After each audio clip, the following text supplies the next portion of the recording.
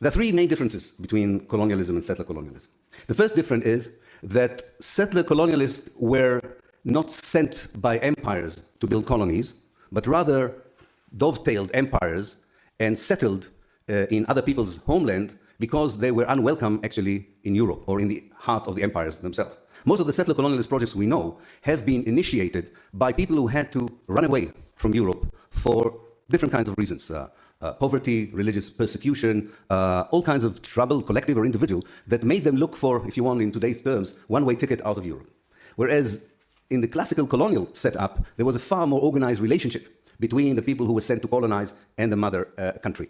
And this is very important in the 21st century to understand why most of the colonial colonies have been decolonized, but the settler colonial projects are still with us with different degrees of success. The second difference was that whereas the classical colonialist movement were looking for natural resources, raw material, in order to enhance the empire's power, settler colonialists were not looking for the minerals, the gold, the treasures that were outside of Europe. They were looking for a home.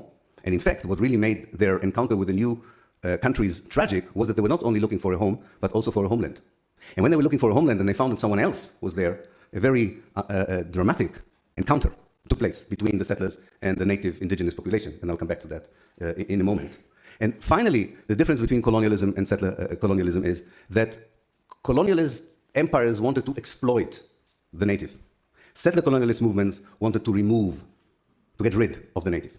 For them, the native was like the stones, the swamps, whatever obstacles stood in the way of building a homeland. These obstacles included the native indigenous people.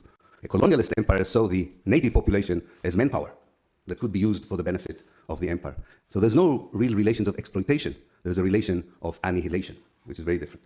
And this is why one of the greatest scholars of settler colonialism, who unfortunately died recently, Patrick Wolf, talks about settler colonialism as being a project moved by what he calls the logic of the elimination of the native. When he looks at the two American continents, when he looks at Australia, when he looks at New Zealand, he looks at Palestine, he looks at South Africa, he says the settler projects there was moved by what he calls the logic of elimination. I would